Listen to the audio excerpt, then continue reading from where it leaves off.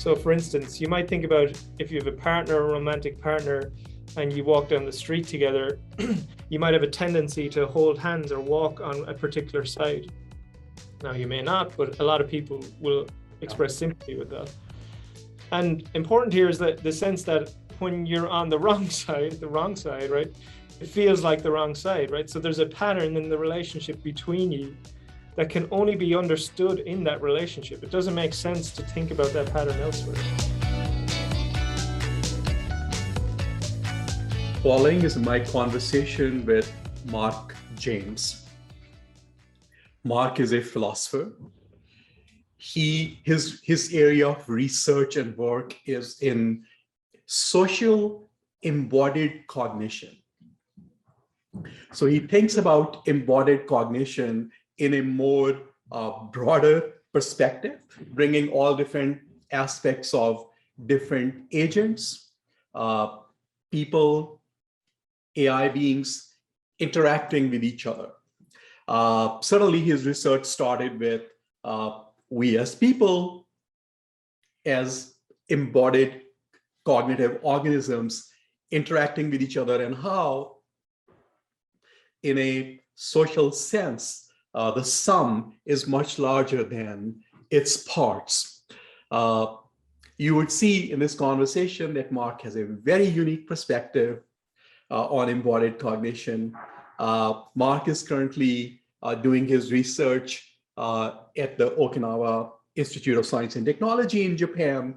So we talk about that as well, and then we definitely talk about sushi and food and all that good stuff. And it turns out Mark is a foodie as well.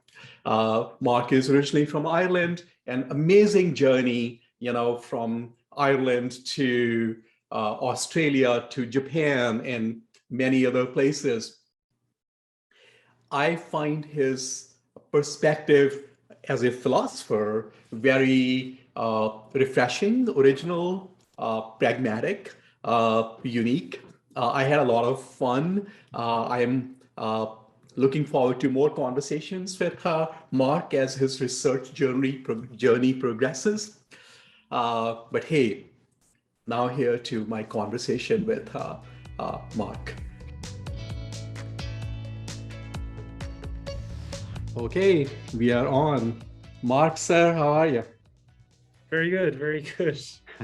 So, first tell us a little bit, Mark, about, you have this such fascinating story of how your journey started, and now you're now in Japan, but there is a story behind the story and a journey there. So, and I'm so excited to talk to you about all these different aspects of embodied cognition and digitally mediated interactions, all that fun stuff. But before we get into all that, if you maybe for the audience build up the story behind it and how you started thinking about minds and social modulation and all that good stuff, sir. Yeah. Well, I guess there's a story behind the story and then a story behind that too. And it's always hard to know or with which layer of the story to start. But I guess I'll keep it proximal enough to my research interests. Before I went back to research and to academic study, actually kind of a bit later than is typical. I left school and I did other things. I went traveling for a few years, played in music, was intending to make a career of that, and was doing that for a while. And I found myself at a certain point in a situation where I was quite isolated geographically. I was living somewhere where I didn't have a lot of friends or contacts, and that was intentional at the time. My ambition was to make music, so I was there to isolate myself and do what you anticipate is good for that process. And solitude was something I welcomed, but I started to find it very difficult. And a lot of personal issues started to arise for me, and so on. And to make a long story short, in that context, I became very interested in ideas, and I also became very interested in, say, practices, meditative practices and contemplative practices and so on. And somewhere along the line pivoted from, okay, I'm interested in music, but I was always interested in music as a kind of carrier of ideas, to maybe I'm actually more interested in ideas in their kind of raw form. Maybe I should go back to university. So I did that.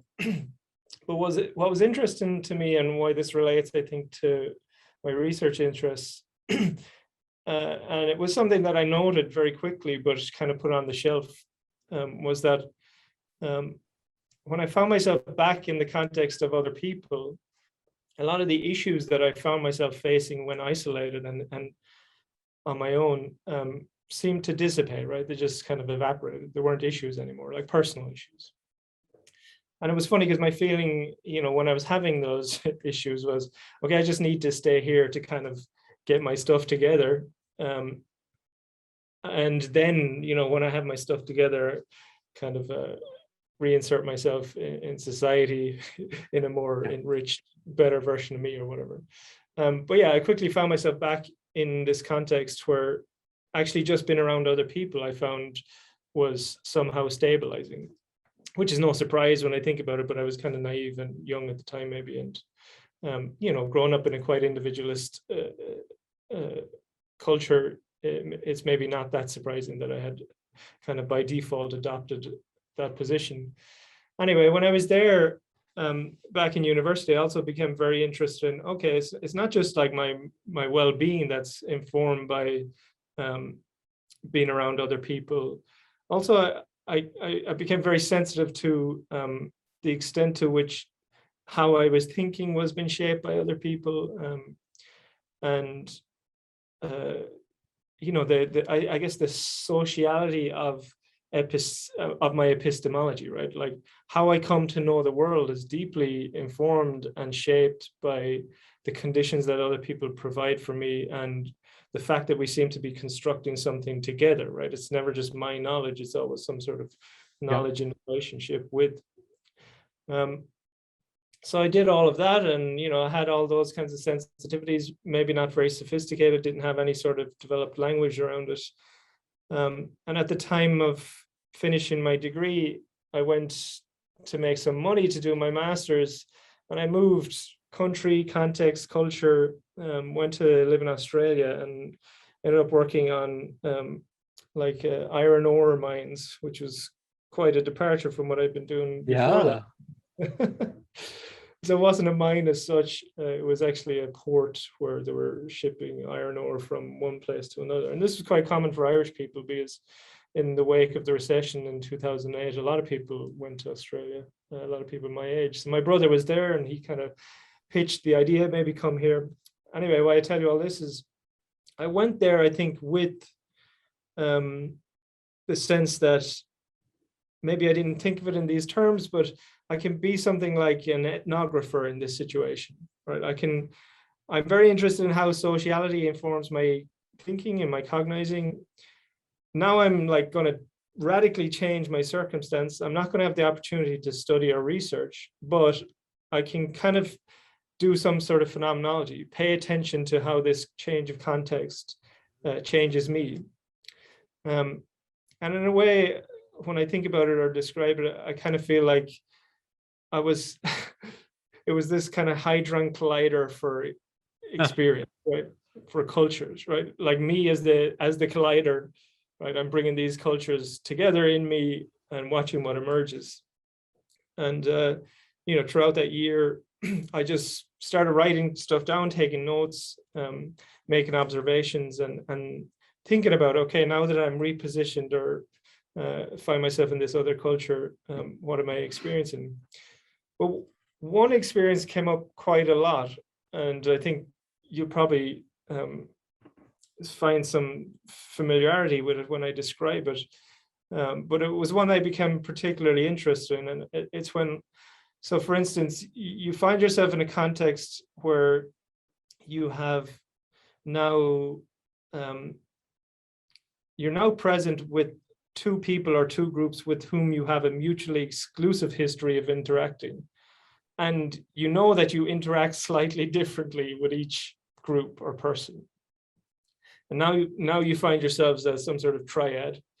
And there's some sort of very peculiar tension pulls you in multiple directions, and you kind of, your ability to habitually engage these interactions in the way that you normally would kind of breaks down. And for me, that was very illustrative of something. I didn't quite know what it was, but it was like, there's something in this. And it seemed to me the existing kind of, I suppose, frameworks that I was familiar with from psychology and philosophy didn't quite get at it in a way that was at least helping me to explain it at the time.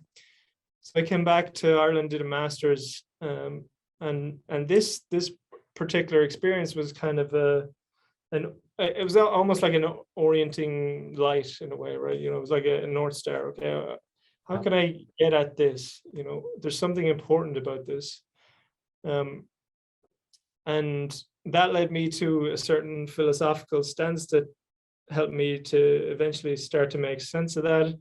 That became kind of the guiding intuition for my PhD. And I ended up doing a PhD on recurrent interactions. So how when people interact recurrently over time, so if me and you interact now, but you know, we do this again in a week's time, how that process of interaction facilitates the stabilization of patterns in a relationship, and trying to understand the nature of those patterns, trying to give them good categorizations and distinctions so we can make sense of them, and trying to understand that whole process and the patterns themselves as a means by which culture, in a sense, is propagated across people and across time. So embedded in the recurrent interaction becomes some sort of sensitivity to the norms within which that interaction took place. And then me and you can kind of act as carriers of a cultural pattern in a way. Yes. In those recurrent relationship patterns, you mentioned in your doctoral research work, you looked into patterns and maybe figuring out a way to segment or categorize them. Did you find any interesting segmentations or patterns that you would like to maybe talk a little bit about as to how those recurrent relationships are generally organized? Because I'm very interested in how you said that culture, which is not physical, but it exists. It's an organism, and it carries itself through us as carriers. I'm very interested in any patterns that you discovered there. Yeah. So, I mean, the way I ended up breaking it down, we have to back up a tiny bit here and just talk about, please, absolutely, the framework that I kind of work through, or the set of conceptual tools that I use, is this stance of an active cognitive science. And an action emerges from things like cybernetics, but also phenomenological philosophy, complex systems theory, dynamical systems, stuff I know you're familiar with. But one of the core guiding insights of an action is that we have what are called, say, autonomous configurations of a system that has some autonomy, where it produces its own laws, it's self-governing, and in a way that allows, that organizational form allows it to maintain stability across time, right? So an organism at the cellular level is one instantiation of this, a multicellular organism too, whereby there's some network of processes that produce some processes that reproduce the network in an ongoing loop. But the important thing about, say, an autonomous system as instantiated in a living system is that it can move around its environment and regulate itself to maintain that organizational form.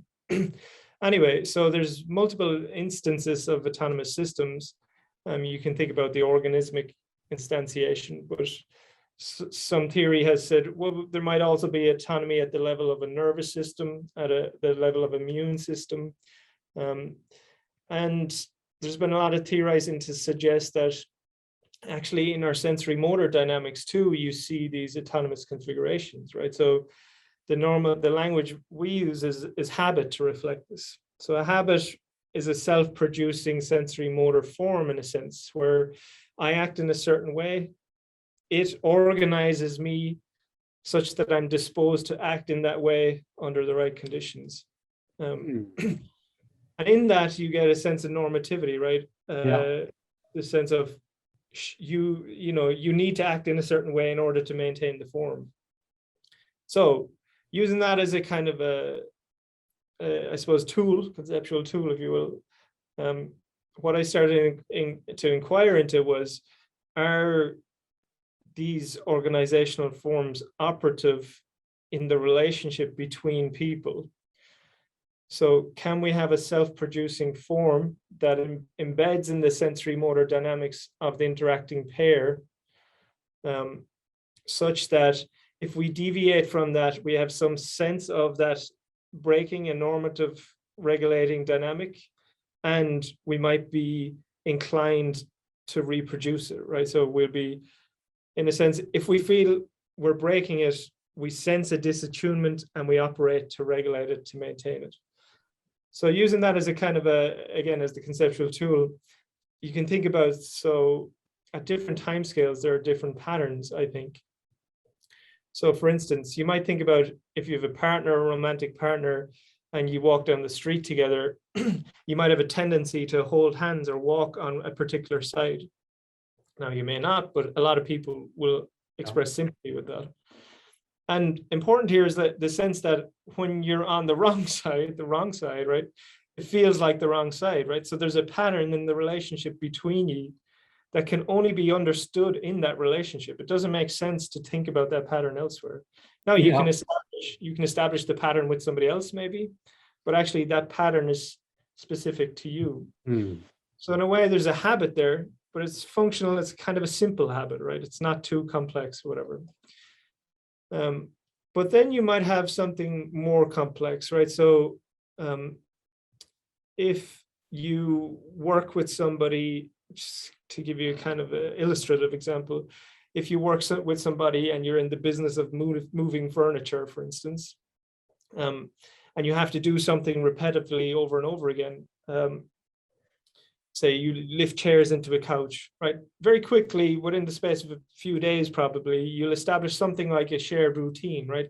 A set of expectations, a set of norms in that configuration. When you orient towards this shared goal, now you kind of adjust to each other and coordinate with some set of expectations. And the idea there again would be, well, if somebody deviates from those expectations, it's like, dude, what are you doing? You're meant to be lifting the couch, right? It's like, you were supposed to be lifting the couch. And in a way, you can see that there's actually nested structures then. So you have very simple habits, but they're often nested in these more complex routines, which are then nested in like the fact that we're workmates, right? And that has some normative structure that we have to negotiate and eventually stabilizes. Or maybe the fact that we're cousins, and that's portable across a variety of situations, and it doesn't matter even if we change country, we're still cousins, and there's still some pattern and expectation there. My feeling is all of that, in a sense, can be at least illuminated profitably using the language of an action and this autonomous self-production of habits that we talked about. Awesome. This is really good stuff. Did you conduct any tests or studies or any further observations to look into this phenomena or phenomenology, as you call it? Yeah, the stuff I did for my PhD was ethnographic work. So I was looking at, it didn't actually make it into my PhD just because I didn't have the time to write it up, and I already had some ridiculous amount of pages. But I'm working with someone on a paper to bring this out now. But the observation I did was of a pair of composers. So there's a guy in Ireland, Dr. Shane Byrne. He's, well, I think at the moment he's in Shannon University, but he was in Maynooth, NUI Maynooth, and he was working with a percussionist, and Dr. Byrne had this very interesting. He had it was like a glove, but the glove served as a trigger to a kind of synthesizer, and he was using the, I think it's called, I can't remember the name of it, but it's the Xbox thing that registers your body when you move. So him and this percussionist were in the business of composing something, and I thought that would be an interesting scenario to actually observe some of this stuff. And to be honest, before I went into that observation, I had a basic intuition that there was something like social habits, but I didn't have a good sense of multiple time scales and nestings and all of that, the kind of thing that I cashed out for you. So it was very helpful to sit in that process and see, okay, what is taking place here and what are the kinds of patterns that are emerging. But I think what's interesting about the musical context is you get these very definitive patterns, right? So like there's which are highly normative. So there's a thing to do at a particular time, and if you deviate from it, it isn't experienced as a disattunement, right? It's very much a kind of good embodiment of the kinds of dynamics that I'm talking about. Yeah. And you start to see that in a way, right, the musical context is like a good analogy or metaphor for all interaction. So in a sense, me and you are now improvising against a background of shared norms. And those shared norms are going to be culturally received and everything. And if we deviate from those norms too much, there's a sense of disattunement, right? It's like our action is out of key or out of tune with the background of the shared interaction. So you start to see that, we're in the business of constructing this common ground through interacting. And then, it's an interesting frame then to think about the perpetuation of culture and so on.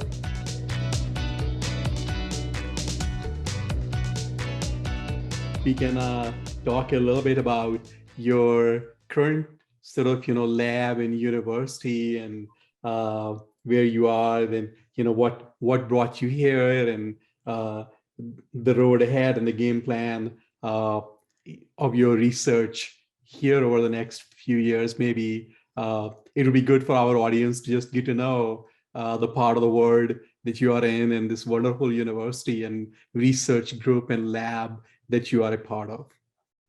Yeah.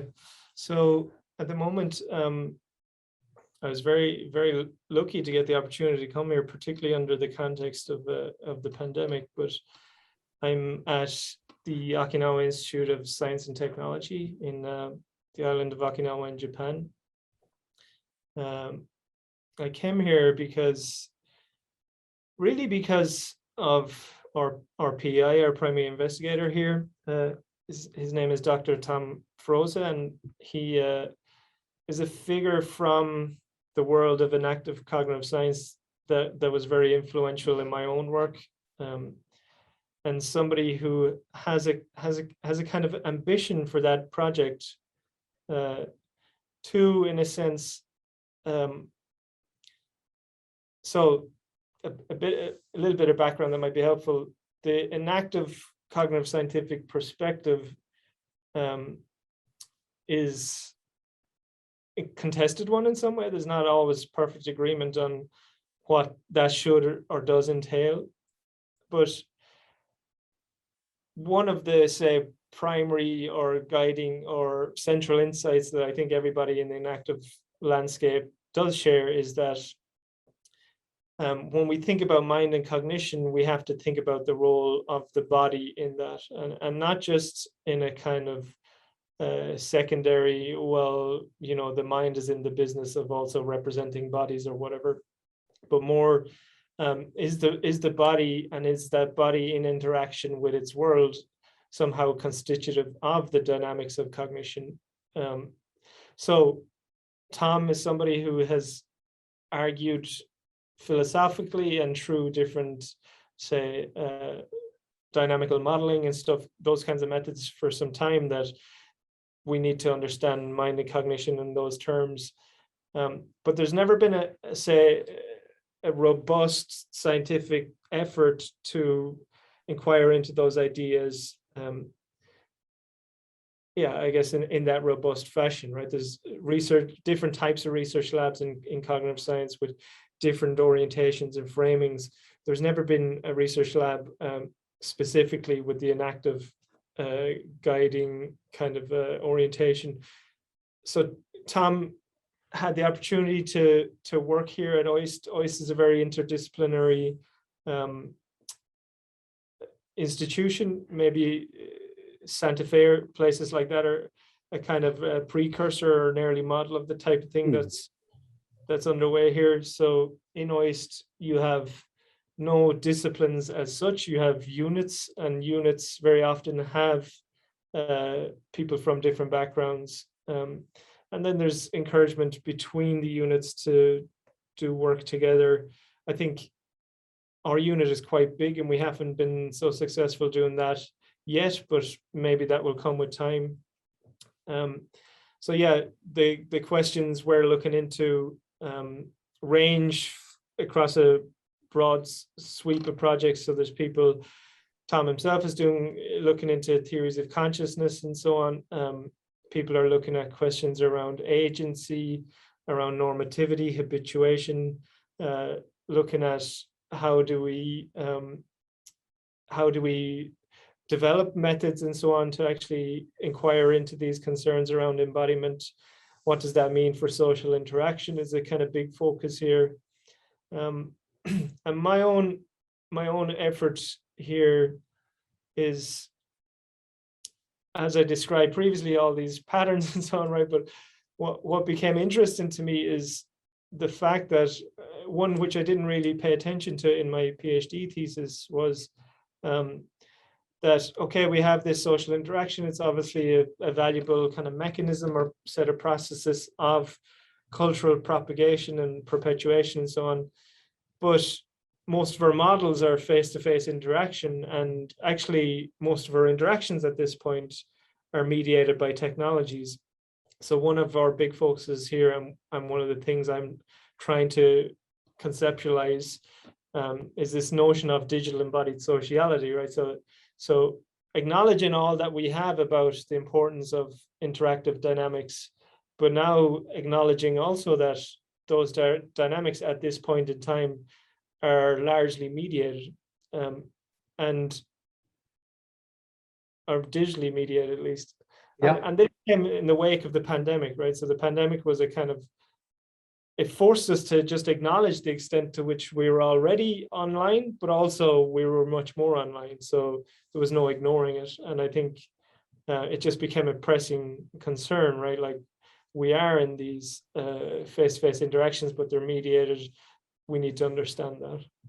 So yeah, that's another kind of focus of the unit. And I'm also very interested in design and, I guess, sustainability as a kind of goal for, our ideas and what we should be aiming at. No, we will zero in here in a bit into digitally mediated interactions in spaces and the design sustainability angles.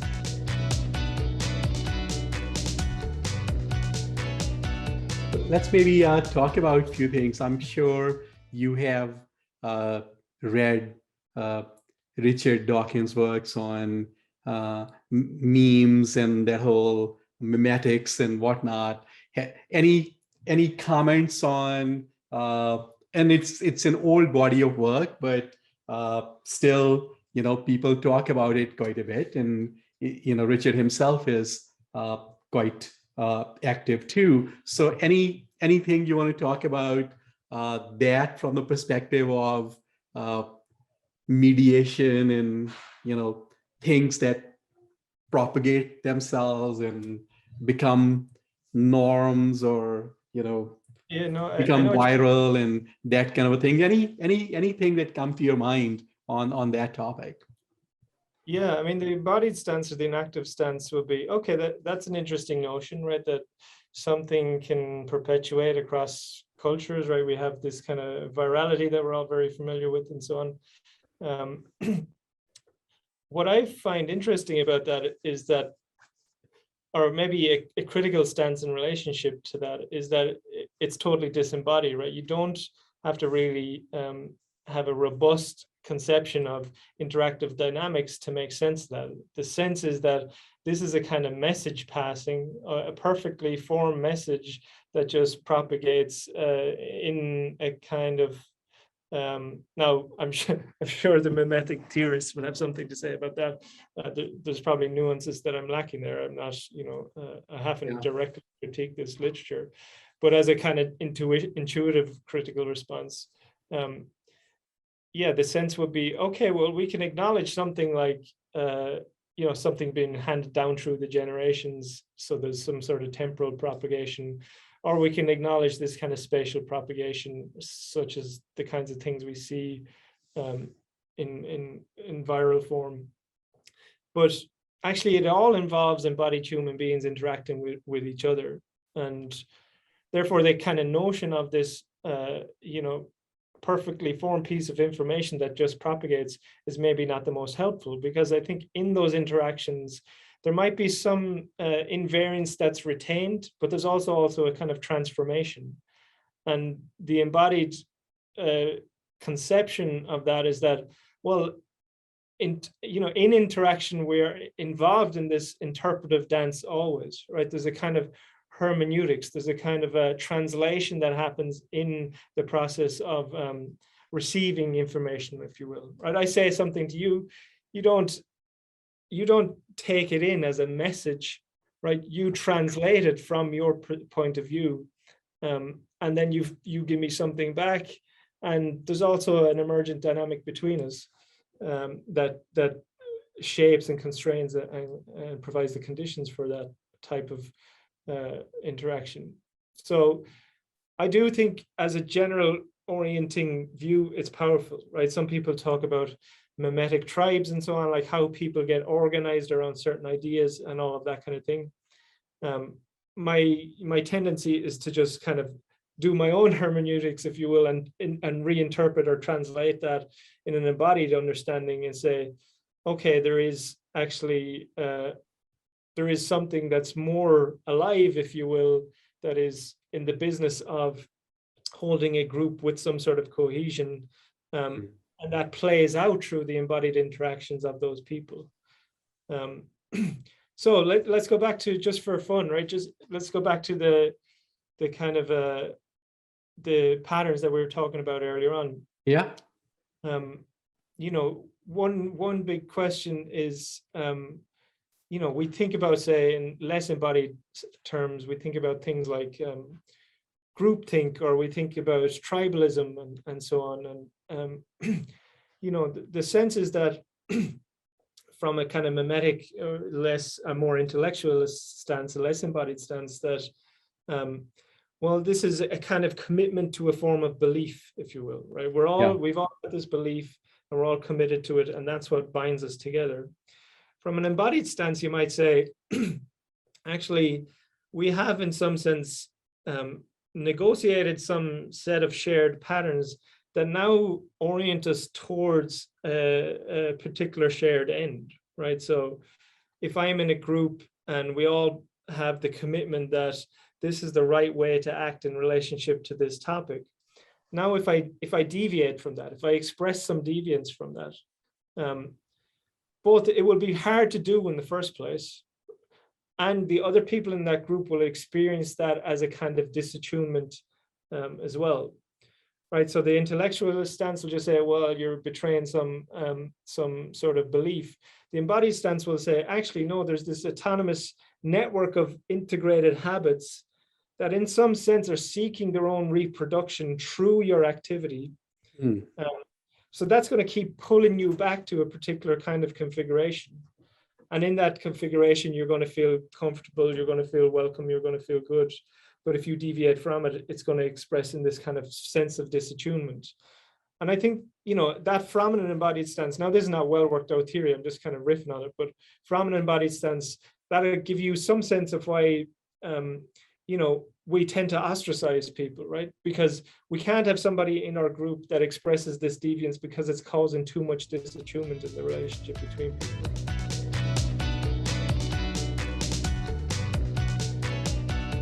Come to my mind, Mark, I was going to ask you, I think this is a good time to talk about it, that what is your personal take on consciousness, both from a phenomenology, subjective experience perspective, also just contents of consciousness perspective, and anything that you would like to share. And then the other thing that I want to talk to you in the context of embodied cognition is that any pattern of information that has a way to live through a medium and get replicated, get mutated, get enhanced, is there some higher level emergent consciousness going on there, or are those patterns totally unaware, which it seems like that they are totally unaware of what's going on? So just, I always kind of, you know, this is it has been very fascinating to me that things that, you know, organized forms of organization like life that exists and has this wonderful capability to propagate through and replicate and survive and, you know, all that fun stuff, that is there some kind of, you know, consciousness or consciousness like stuff going on there? But first, I think maybe you want to, I'm interested in your take in what we perceive as our human consciousness and how it all in your mind connects with your work. Yeah. I know it's a mouthful, and, you know, we can, you know, I understand. It's a fair question, but I do, for me, it's one that I don't have good answers to, and I don't have a sophisticated, well worked out response for. So that's not to say I'm not going to attempt something here. I think consciousness is something that's in a sense given, right? It's that which through which we know the world. And often the question of consciousness from a philosophical standpoint is to say, okay, what is the relationship between that, which we call mind, say, and our material understanding? So we can see matter organizes in these ways, does these kinds of things, and there seems to be some sort of correlation, right? Activity over here seems to correspond with activity over here.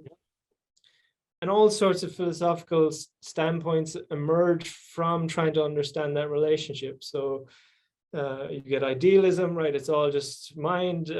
What is happening over there is not that important. You get epiphenomenalist accounts where it's, well, mind is something that's emerging in a way that smoke emerges from fire. It's not that relevant to the actual phenomenon itself. It's basically all just physical activity, and so on and so on, right? There's another 10, 15 senses we could go through. There is an interesting and active interpretation of both that whole kind of set of theorizing and also the mind-body relationship itself, if you want to understand it in those terms. Now, I don't think I can do this justice, but I'll do it justice to the extent that I can. And the basic stance is that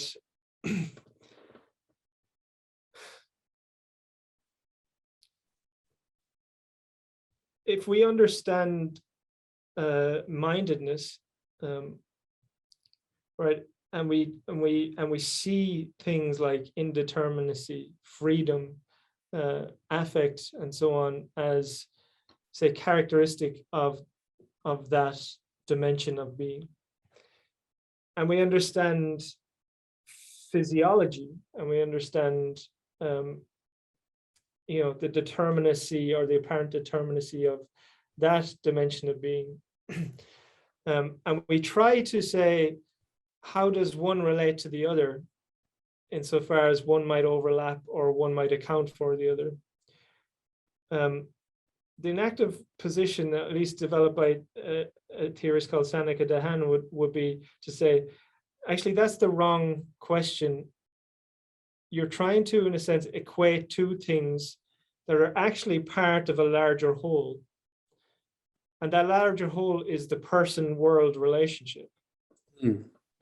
So she will say, we can understand the person-world relationship from a physiological standpoint, and that will bring certain things forth, right? Certain things will be of concern to us if that is our concern, like neurons and physiology and so on and so forth. We can understand it from a, say, purely experiential standpoint, and that will bring other things forward. We might also want to understand it from a sociocultural standpoint, and that will bring other things forward. Or we might want to understand it from an experience or an existential standpoint, like how do I relate to all of this? And that will bring another set of concerns forward.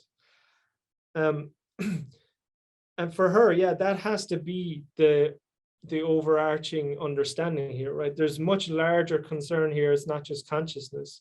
It's this person-world relationship in which we start to make sense of these various dimensions.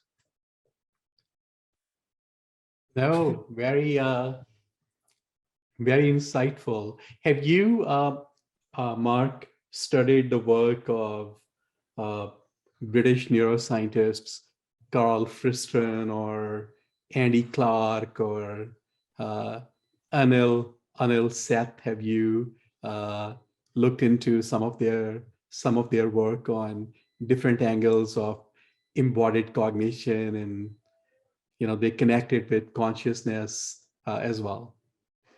Yeah, to the extent that I can offer anything like a valid critique, no, but I am familiar with the general stance and the kind of orientation there.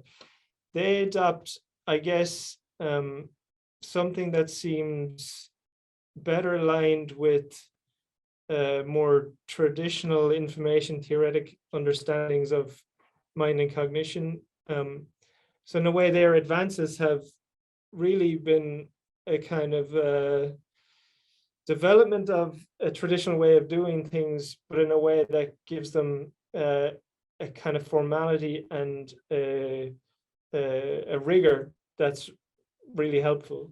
The inactive stance, let me be clear, there are versions of an action that in some sense either intersect or find compatibilities with some of that work as well.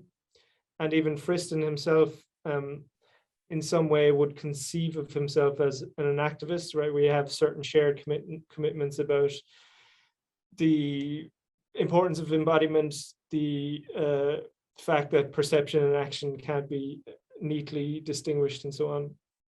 But the inactive, say, framework stance that I've largely worked within has taken a slightly different approach. We are in this unit at present, a paper came out recently talking about how, say, some of the stuff we do and the more free energy principle oriented stance, how there's some tension between them, such that maybe the people who have even attempted to make those compatibilities might be misguided. But for now, I'd be very hesitant to make any sort of robust critique or attempt it, because it wouldn't be fair, because I don't understand the kind of a conceptual background enough to be able to do that. It would be good maybe down the road to, a future conversation to look into that whole active inference and free energy principle that Carl Friston and his colleagues and collaborators, they talk about, and contrasting it with the research work of your unit, and just, what is the position in each area and its predictive power and all those good things. It would be just fascinating to down the road, Mark, talk about that. So maybe it's a good time we can switch gears a little bit on this very interesting topic of that we are living in these, as you call, digitally mediated interactions, digitally mediated spaces. And how in these sort of things, and as things move more toward, so right now at least, we are not talking to each other through our avatars, but the world of virtual reality, augmented reality, mixed reality, it is going in that direction. So how to think about bringing meaning when a lot of interactions are going to be digitally mediated? So let's maybe, I'm really interested in your thoughts on that. And you mentioned that there is a room for design and synthesis, and things can be, there are possibilities, there are degrees of freedom and things like that. And generally we don't think about that. So let's go there. Yes, I can see your excitement. It's good. Yeah. Yeah. So, yeah, just reflecting on something I said maybe before we started recording, or maybe a little while ago, was, so we acknowledge within a kind of an active embodied stance that there's something about embodied being together, face to face, interacting, that is constitutive of our experience in a very fundamental way. So you can, cash that out in terms of, in more, say, robust or formal terms. So we're walking together and we tend to synchronize, for instance, and that synchrony then is part of the background for whatever it is that we talk about. In the language of phenomenological philosophers like Merleau-Ponty, he talks about an intercorporeality, right? There's something primordial about an interbodily resonance between two people that is establishing some sort of sense of meaning, and is then becomes the background for whatever it is that emerges in our dialogue, right? The dialogue is in a sense something that's foregrounded against this larger background that's bodily mediated. So this is an interesting, say, observation generally, right? Grounds embodiment, grounds sociality in embodiment says there's something about embodiment that's important to sociality.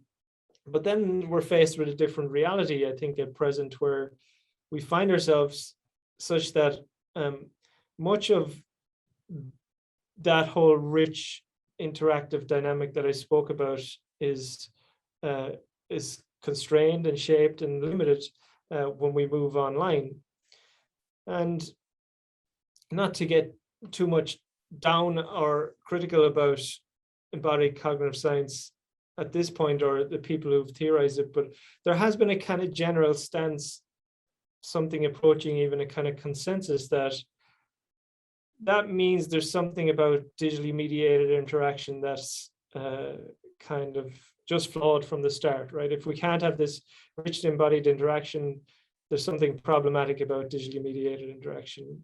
And I think that has led to maybe an underappreciation for developing work in this area, and a kind of blind spot to the extent to which our social interaction and our social lives, and thereby our, our own lives, are being shaped by interactions that are digitally mediated.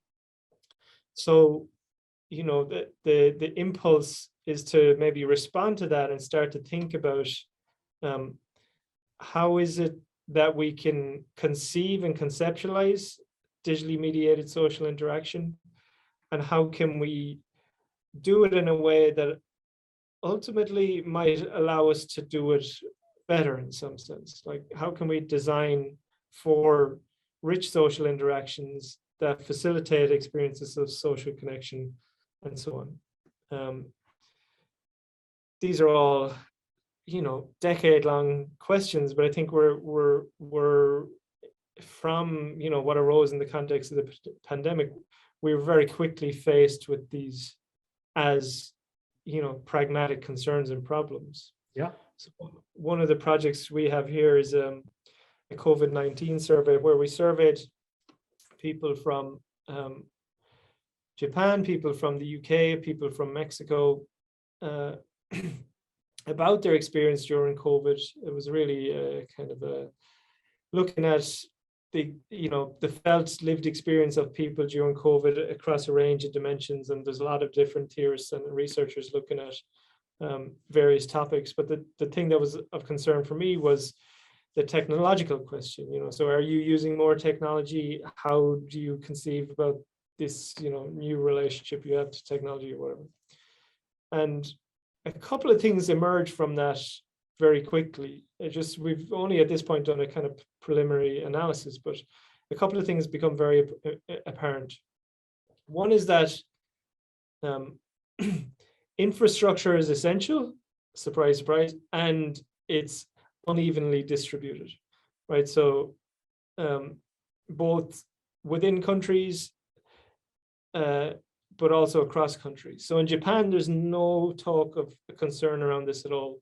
The actual internet infrastructure is really good here, from what I understand, and certainly from what the data suggests in this survey, at least. In the UK, you have a very uneven distribution where it seems that people that are more rural have less access, and people who are more urban have greater access. And then in Mexico, from what I understand, I haven't actually looked at this data, but so I'm told, it's quite a bit poorer. Yeah. So at this point, we start to acknowledge, okay, people were connecting online, and that was vital to their mental health. Yeah. Now we start to have to acknowledge the internet infrastructure is an enabling conditioning of the mental health of our populations, right? And I think that's very powerful insight, and something that we need to heed. The second thing was, which works with this and is also kind of interesting, is that even people who had the infrastructure, if they didn't have the skills, were similarly limited in their capacity to connect, or even their desire, right? A lot of people are frustrated about, okay, I can go online, but it's horrible or whatever. And that was it's distributed in a similar way, right? So there's this sense in Japan, people are actually much more familiar with using these technologies and much more likely to, and have the better infrastructure, and therefore relate to it in a very different way. Whereas in the UK, it was quite unevenly distributed, Mexico too, but then it was maybe even more diminished there. So these are two big challenges, right? Yeah. We need to improve the infrastructure, but we also need to improve the skills. And to me, they're both social challenges. It's not just individuals need to get better. It's like, as cultures, as societies, we need to put in place the kinds of educational programs that will enable those individuals to connect in those ways. Because we are acknowledging, right, that social connection is vital to individual and collective health. And yeah, we could talk about any dimension. There's so many dimensions, but that's just the health one. So I'll just leave that with you. No, that I think is Mark, fascinating. One thing, Mark, that I want to ask you is, maybe it is a little bit too early to ask, because you haven't been living in Japan for that long.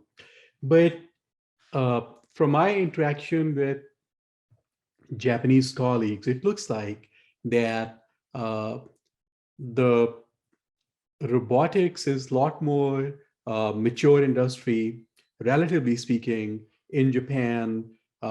Social robotics, robots everywhere, kind of a thing, even entertainment robots and whatnot. Have you observed any of that? And what is your sort of thinking on down the road uh, as people are living longer and this scarcity of ability to spend time with each other? What role do you see the robots of future playing, and what kind of development those robots need to have in order for them to have adequate social skills? A part B of that question is, uh, some people here in the US, with all the advent of deep learning and artificial intelligence, are prototyping the idea of digital synthetic humans. So a digital synthetic human would be, okay, I'm talking to you, but I am synthetic. I'm digitally constructed. Um, I look like some human being, but I am not a real one in that sense. And I can maintain some level of conversation. Certainly, I'm not sentient. I have no consciousness, but you as a person, I can be a companion. You can project your anthropocentric sort of, image on me and say, well, looks like, Amjad has got some kind of a sentience going on, but I'm not sentience. It is just your mirror. It is your shadow, your projection, kind of a thing. So two-part question on role of robotics in this brave new world that is evolving, and this digital synthetic humans, either autonomous or being driven or operated by a human behind the scene that can, drive 20 different such synthetic avatars to accomplish different goals. So just want to see the extension of your framework with these types of agents entering the scene. Yeah, interesting. I haven't thought about the latter a lot, but we can get back to it, and I'll try and riff on it a little bit. But coming back to the former point, and you're kind of contextualizing it within Japan and so on. There was something in our data that came to mind when you're talking that I think is kind of instructive about certain types of relationships to technology. So I think in the West in general, we do have a very alienated relationship to our technology. This is certainly true of me. It took me a long time to acknowledge the kind of constitutive relationship I have to technology. It was always something out there. I still don't consider myself something like a technophile or particularly interested in technology. I just see it as foundational at this point, and therefore, part of any intelligible conversation about being and becoming. But one thing we noticed in our data was, which was very interesting, was that in the UK, people talked about technology being a poor replacement for real, so technologically mediated interaction being a poor replacement for real social interaction. I think it was the most common reflection, even though nobody was asked about the comparison, right? It was just people in the UK were disposed to make this comparison. Yeah, it's cool, but it's not as good as whatever. In Japan, I think I saw one or two comments that made the same comparison. Nobody else thought the need to reflect on the comparison between technologically mediated and face-to-face. Whereas I think in Japan, they were acknowledging that in the absence of this technology, the pandemic will be worse. Whereas in the UK, they were saying, I wish the pandemic wasn't here, kind of thing, right? Yeah. So in Japan, my sense is that there's a more intimate relationship with technology and what it facilitates over and above what would be in its absence. Why is that? If I may just, in your opinion, going back to all those cultures and norms and dynamics and, emergent behaviors, what's your intuition on why are Japanese people friendly toward technology, embracing technology? Why is it? Yeah, I'm sure there's very deep cultural roots to that. But I was having a conversation with my PI recently, and he made the point that I thought was at least a good proximal explanation of why that might be. So in Japan, there's just there's a lot of threats from nature, right? So nature gives rise to earthquakes, gives rise to tsunamis. Some of the conditions are quite harsh here. On Okinawa, it's very hot. In the north, it's very cold. Godzilla, right, which is a natural manifestation of sorts, is the mythological threat to the Japanese coming through the city and smashing the buildings and so on. Yeah. The counter to Godzilla is the robots, right? Is technology.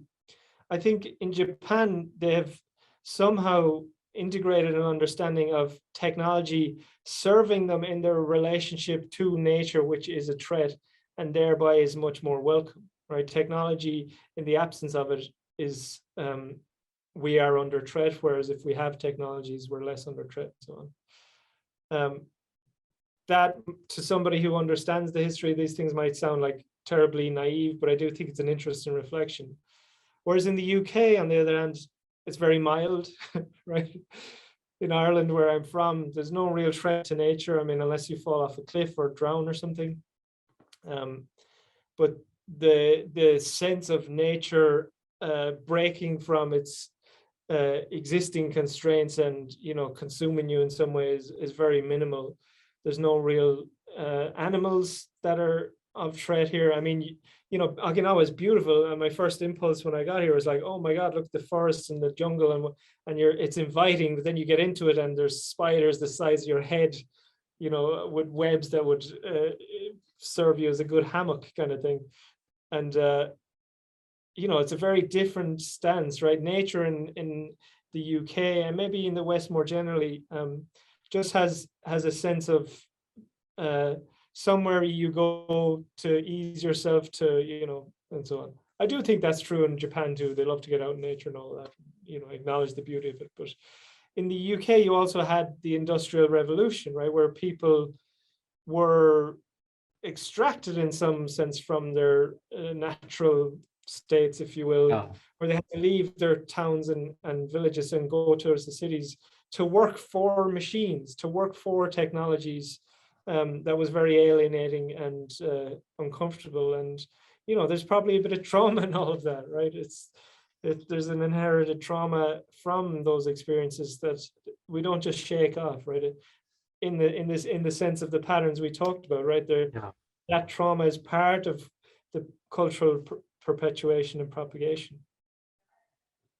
Now, you want to comment upon that digital synthetic human stuff? Anything that comes to your mind for that? We design things, whether they be products, whether they be technologies, whether they be practices or forms of social organization. And as I said, we are designed by them. So we're not just in a sense willy-nilly playing with material reconfiguration, right? There's an importance and a responsibility that comes with that. But just for the audience, please maybe define a little bit what do you mean by ontological design? Yeah, so we talked about habit and so on early on and how these patterns emerge and so on. I think about design broadly understood as any attempt to prefigure our environments or our relationships to our environments in a way that solicits or makes more probable certain types of being in the world. Mm-hmm. So I break this down in different ways, but not to go into the details. We might say design is the manner by which we regulate ourselves in the present to enable future forms of regulatory activity, right? So I configure my desk in the morning such that throughout the day, I make certain activities more probable, more likely, and so on. I buy my toothbrush and leave it by my sink. So that's a regulatory activity at a short time scale that allows me to then brush my teeth, for months and makes that whole regulatory process easier across a longer time scale. So design is this kind of prefiguration. And I think that includes both everyday design, like the things I said, but also formal practices like architecture, like industrial design, product design, and so on. There, in a sense, we get a design remit from somebody else. So we're trying to sensitize ourselves to what is the variables that person wishes to regulate at an ongoing basis, right? So I might work formally as a designer. Somebody else has given me the kind of set of things I need to regulate. Yeah, we can think about design. Tony Fry, the design theorist, used the language of a kind of prefiguring. But what it's in the business of doing is redirecting and reshaping and restructuring the habits that we talked about previously. So this is kind of how these things circle back and come together again. So I don't know. I could try and make something up about synthetic humans and so on that might sound reasonably coherent, but I wouldn't. I don't feel I have the kind of authority to do that because I haven't spent time in thinking about it in that space. My only, concern and warning and I suppose invitation to the people who are involved in that kind of thing is really to think about, okay, what are you putting into the ecology of relations? What effects is it going to have at longer timescales? And acknowledging that you have some responsibility for that, right? Yeah. It's not, you can't just be the engineer that's decoupled from the emergent process that it facilitates. Yeah. The engineer is implicated in the process too. And we've enough kind of instances from history to make this apparent. Yeah. But so we can think about examples like the petrol engine, right? It was introduced to solve a relatively mundane set of issues, and now we find ourselves on the brink of ecological destruction. Yeah. International wars and on and on and on. So of course, the kind of emergent possibilities of any technology are impossible to predict ultimately. But I do think even design has a kind of design thinking, which has been more formalized, has scenario planning type operations, which are, what are the possible outcomes of this? Let's think this through. Let's imagine the set of connections that are going to emerge in the wake of this. I do think all of that is more important to the engineers than they presently think it to be. But whether or not we can integrate consciousness and technology and these kinds of larger questions, I wouldn't be that hopeful. As I spoke about previously, I think consciousness is more than just information that can be somehow supplanted onto a new material substrate. There's something about embodied beings in the world that makes consciousness a kind of special property of those relations. Whether we can get to something like a synthesized, machine that has the qualities of appearing consciousness, I think that's within the realm of possibilities. At least it's a different type of problem, a problem that's, you know, orders of magnitude less challenging, even though it's ultimately very challenging than the other problem, which makes me more skeptical about the other problem, right? Can consciousness be instantiated on these synthetic beings? Yeah, I guess I'm interested to hear a little bit about you, because I don't get this opportunity to speak with people in your position that much, but I'd be interested to hear your reflections on that. Yeah, no, I think it is here. Some of that is just naive sort of, you know, engineering enthusiasm of trying things and hacking and just putting pieces together. Lot of innovation in the US driven by capital norms fail to, you know, accommodate for and compensate for those other dimensions and concerns. You know, since many times, you know, we are interested here to say, well, you know, this is something we, you know, could do, but should we, you know, and sometimes, you know, the and that is just, you know, a little bit of a culture thing here in the US as well. So as you said, difficult to predict what the consequences of those things are. One thing that I often think about is that some kind of a twin environment, a simulation, digital simulation situation where there are better ways to kind of play these things out. You mentioned scenario planning, and that certainly is a form of you know, mental simulation, but maybe even something more elaborate, using all this digital connectivity to first simulate things and test them out in near real life conditions before getting to, you know, invested into that line. So that is sort of my take, that you have to take a broader perspective and not just get excited about that it is, since it is technically feasible or exciting to do, that you just should do that for that reason. The other thing, Mark, here is just on that point.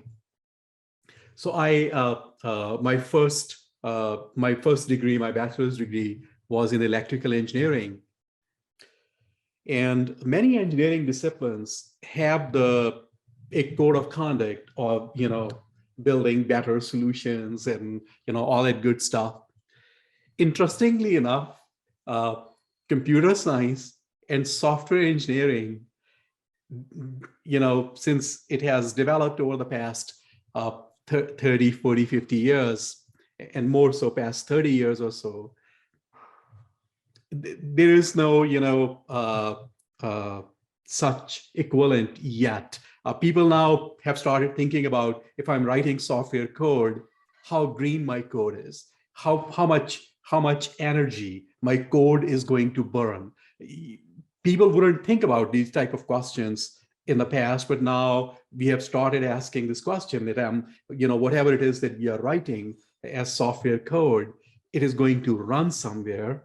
It is going to interact with people, impact people. So what are the first order, second order, higher order effects of this? But still very early on in that whole scheme of things. Mm. Yeah, I was going to ask you this thing. What is the state of autonomous driving in Japan? Any, you know, again, going back to the embodied cognition thing, I don't know if the Japanese innovation industry or commercial efforts, that how further ahead they are compared to US when it comes to figuring out autonomous driving, or even if it is a possibility or something of interest over there in Japan? Yeah, it's not something I've gone into great detail here, but I know on ICE they're even talking about